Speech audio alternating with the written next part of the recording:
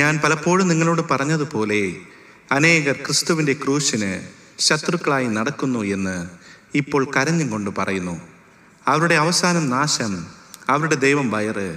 ലജ്ജയായതിൽ അവർക്ക് മാനം തോന്നുന്നു. അവർ ഭൂമിയിലുള്ളത് ചിന്തിക്കുന്നു. നമ്മുടെ പൗരത്വമോ സ്വർഗത്തിലാകുന്നു. അവിടെ നിന്ന് കർത്താവായ യേശു ക്രിസ്തു രക്ഷിതാവായി വരുമെന്ന് നാം കാത്തിരിക്കുന്നു. അവൻ സകലവും തനിക്ക് കീഴ്പ്പെടുത്തുവാൻ കഴിയുന്ന തൻ്റെ വ്യാപാര ശക്തി കൊണ്ട് നമ്മുടെ താഴ്ചയുള്ള ശരീരത്തെ തൻ്റെ മഹത്വമുള്ള ശരീരത്തോട് അനുരൂപമായി രൂപാന്തരപ്പെടുത്തും. ഫിലിപ്പിയർക്ക് എഴുതിയ ലേഖനം 3-ാം അധ്യായം 18 മുതൽ 21 വരെയുള്ള വാക്യങ്ങൾ. ക്രിസ്തുവിൽ ജനിച്ചോരേ, ക്രിസ്തുവിൽ വളർന്നോരേ, ക്രിസ്തുവിൽ മരിപ്പോരേ, ഭാഗ്യവാന്മാർ നിങ്ങൾ.